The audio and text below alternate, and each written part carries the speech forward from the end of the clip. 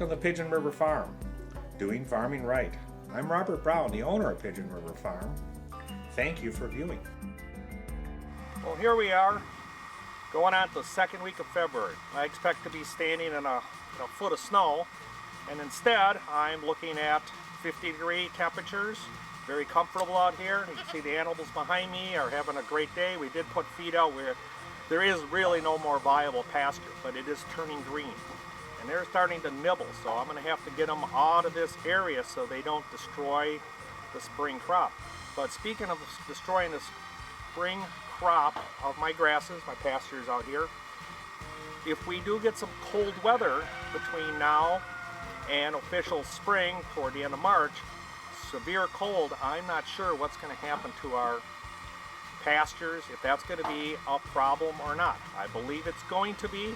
I just came from the National Grazer Association meeting. There was about 600 of us there. We all had the same concern. Where are we at with this? Nobody really has a point of reference. What's the cause? Is it global warming? Is it nuclear testing? Is it cloud seeding?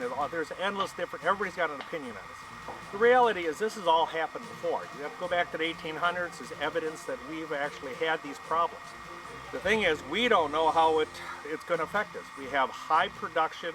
Even in a natural setting like this, I still have to base that on high production.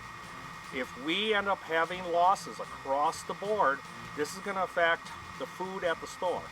I know it all comes from the back room of the store, but I've heard rumors that actually you have to graze,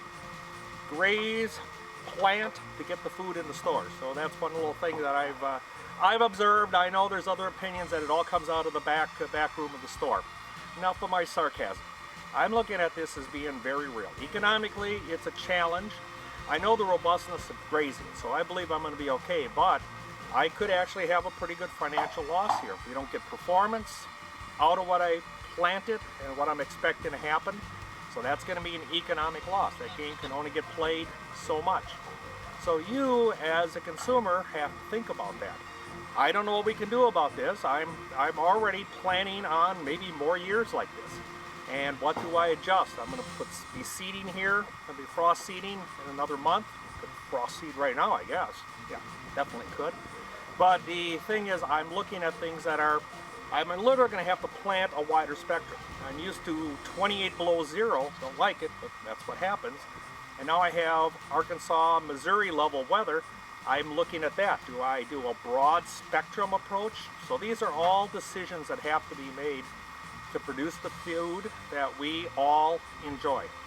And as far as the row croppers, the corn bean guys, I'm just kind of curious what's going to happen here.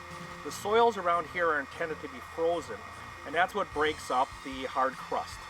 The expansion contraction takes place in the spring. So there's literally no frost. If I grab the shovel right now, I can stick it in the ground. That is, no one has ever, the oldest of people that I know, nobody's ever seen this. And the records, when you get back to the 1800s, are not that detailed.